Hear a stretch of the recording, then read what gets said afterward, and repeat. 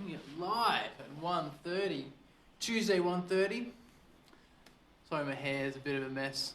I have actually been wearing a beanie most of the day, and when you have light hair like me, it gets messed up pretty easily and then stays all shitty until you wet it and redo it. So the joys of that. Today 1:30 we're doing movement as we've kicked off our Tuesday, Thursday movement sessions for 1:30s, and today something a little bit different. So we're not focusing on any key area or problem or thing today. Today I'm going to go through the mobility and warm-up that I do before I play hockey. So as most people know, I'm a field hockey goalkeeper. Have been since I was 11, so with math, 34, a little while.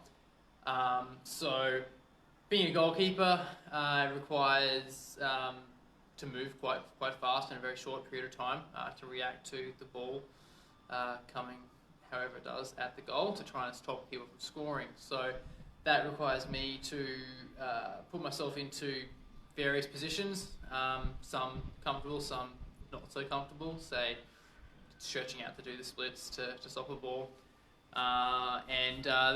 So the requirements are very uncertain. So when I do my mobility and warm-up stuff, especially before a game, because obviously in a game the stakes are a little bit higher, so you push yourself a little bit harder and go a little bit further to get to try and stop certain situations, whereas in training you might just, if it's too far or something like that, you might just let it go and hope better for the next one.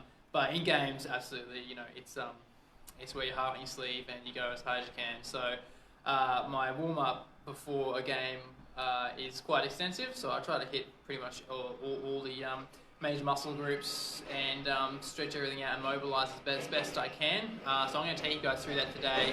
So this warm-up can be used, before sport, before gym, or just general mobility, and just to help you feel a bit better before starting your day, or during the day, or at the end of the day, whatever time suits you. So I'm going to go through that, and I'll talk you guys through it, and hope you guys pick up something handy and useful. So put my hand back here. So I always start off with rocking push-ups, which mobilises the hips and mobilises the shoulders, gets our chest in action as well. Okay, so I always start off with rocking push-ups. So I sink back into my hips and get my butt down towards my heels, and then rocking forward into our rocking push-up. I also often do this before actually working out in the gym. Again, it's a really good general purpose mobility exercise. Hits the hips, hits the shoulders, hits the chest, gets the spine moving as well. We can also get our neck moving, so tucking in and then extending as I come forward. Okay. That just lubes up the joints a little bit. Gets things ready to rock and roll. From there, I actually then do some extra hip and groin mobility. So I put my knees wider and then gently rock into the hips whilst actively pushing my knees out. Okay, so this is to open up my groin area, because as a goalkeeper, I often have the tendency to do close to the splits, depending on how much I've been training. The splits will depend on how far or deep I get, but I always got to train this, otherwise if you do stretch that far in a high intensity situation and you're not ready for it, it's going to hurt. So do this and then come a little bit deeper through the elbows. Same again, just come forward, relax, push those knees out again and sit in nice and deep.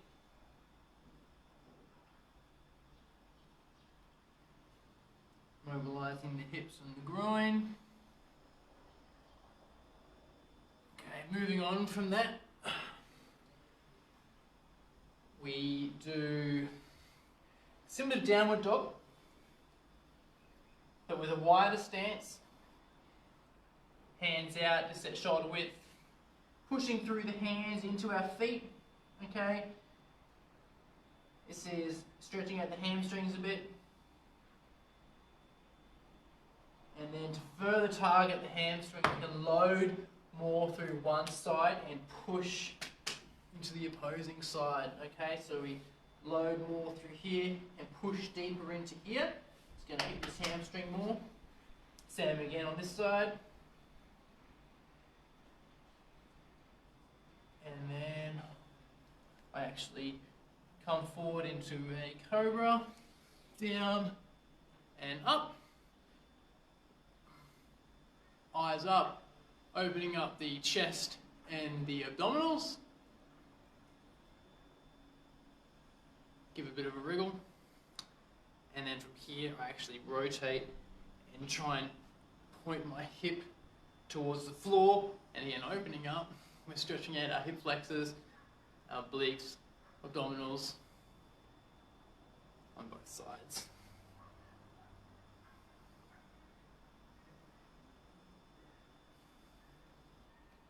And I'll roll through this several times. So coming back, trying to push your shoulders, like my shoulders down that way, towards my feet. Feel that. Again, push further into those hammies in your calf. Okay, my feet are flat on the floor.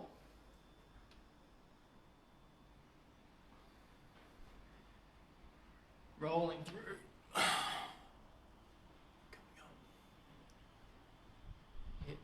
Hips, and again, I'll just rock back into the hips a little bit there, okay, make sure everything's okay. From there, I move on to mobilising my spine, which I do with cat camels, okay. So, we start off by being a cat, so tailbone extension, neck extension, okay, nice and strong through here, and then we turn into a camel. Concaving the chest, okay, trying to get our upper back, upper thoracic as close to the sky as possible, tucking in a bit here, and then cat, and then camel. We roll through this, segmenting. Really try and reach as high to the sky as you can with your upper back. And then try and extend as much as you can in the cat position. Okay? Alright, from here I move on into hip flexor stretch. So I'll start from this side. Okay? Hip flexor stretch. Front foot perpendicular to the floor. Okay? What we actually want to do is we want to rotate our pelvis forward, okay? Squeeze the arse as hard as we can, and then drive this hip forward, but stay in this position. And we're stretching the hip flexor here, okay? Stay nice and square. We don't want to rotate or rotate this way, okay? Torso staying square. Squeeze the arse. If you don't squeeze your butt, the stretch doesn't work. Okay, so squeeze, squeeze, squeeze, driving the hip forward, and then relax. And then we'll go the other way, other side. I'll normally do this one 2 or 3 times per leg. I just do it once today. Okay, but again, we're rotating the pelvis forward, squeezing the butt cheek, and driving this hip forward. Really squeezing the butt and getting that stretch through the hip flexor.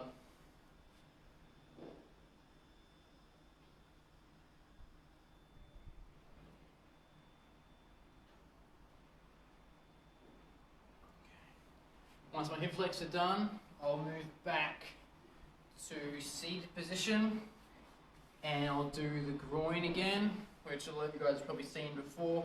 Okay, that's where we pull in nice and close and pushing downwards with our elbows, okay?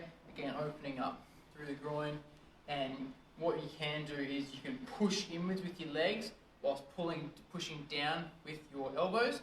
So I'm pushing in but pushing down at the same time, and then relax, and then you'll go a little bit further, and then push and pull, and relax, push, pull, relax, and you see getting a little bit deeper than what it was before, okay? Relax, check it out, and I'll roll through that again a couple more times till I'm satisfied that my groin is open enough.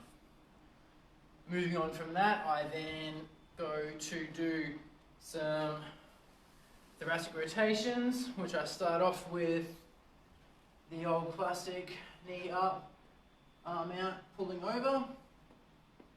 I want to keep this shoulder on the floor here, and just go as far as you can whilst maintaining the floor, okay? We don't want to roll up and lose connectivity with the floor with the shoulder, okay, to get more range.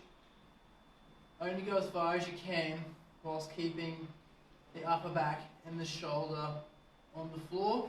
Same principle we can do here is we push downwards whilst also pushing up with the leg, or pull and push. So I push, pull, and then relax with the leg. Again, relax. Again, relax. Okay, it's going to take me deeper.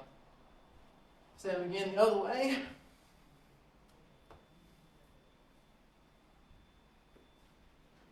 And again, push, pull, relax, push, pull, relax, push, pull, relax.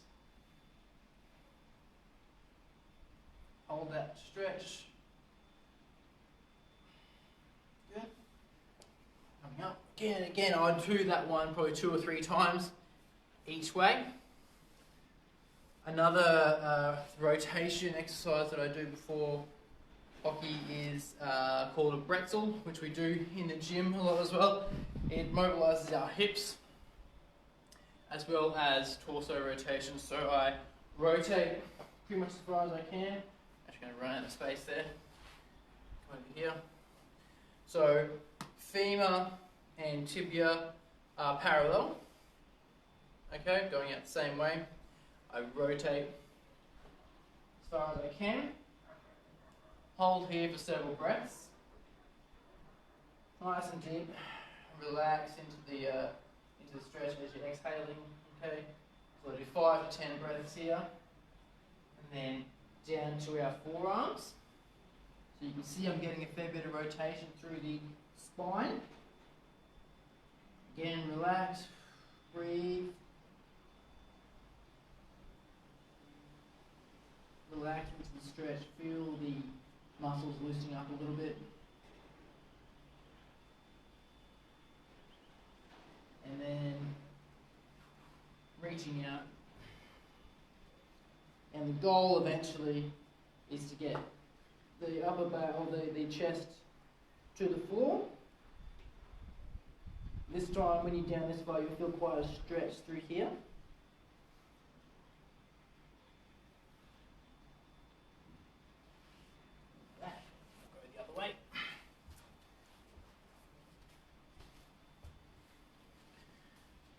Rotate.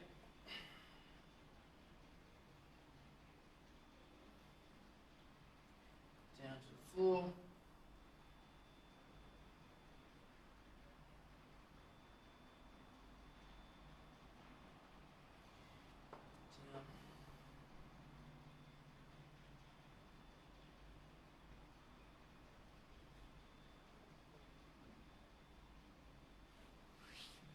So I'll do that one twice each way. Okay. Moving on from there, I'll then stretch out my glutes. Sometimes if I have a chair, I'll like prop up on the chair and do it that way. Don't have the chair here, so we just achieve this easily by pulling the ankle across, then pulling the knee to the chest, staying nice and tall. We're stretching the glute and the butt muscle. Stretching that.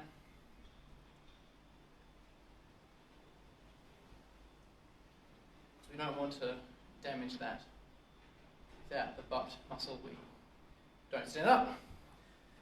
Other side. Again, I'd stretch this one 2 or 3 times each side.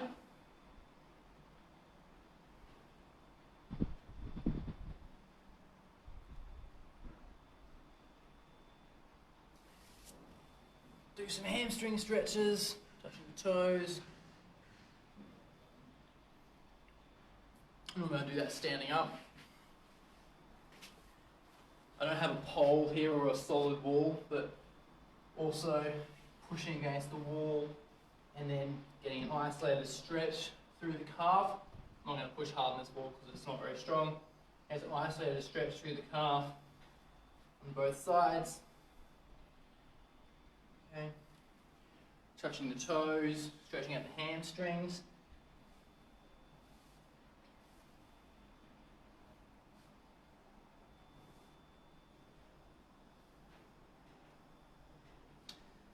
And then to finish off, I'll do some glute med activation, as well as just some banded squats, just to help with that dynamic aspect as well. So, for those who know crab walks, we're squatting down, little steps leading with the knee, not stepping out with the foot, keeping the foot stacked underneath the knee, side to side, like a crab, so you can get your crab claws out as well. This definitely helps the exercise. Snippy snip. Get my glutes activated. So you'll feel that on the sides. Doing it correctly, you should feel it pretty quickly. The goal here is not to fatigue the glutes or the glute med, just to get it activated, okay? And then to finish off with the band, I'll do some banded squats, just to get those muscles activated, move through some of the explosive range, okay?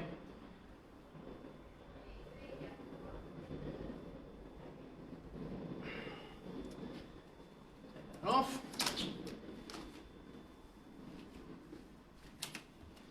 And that is pretty much my mobility and stretching routine before a hockey game.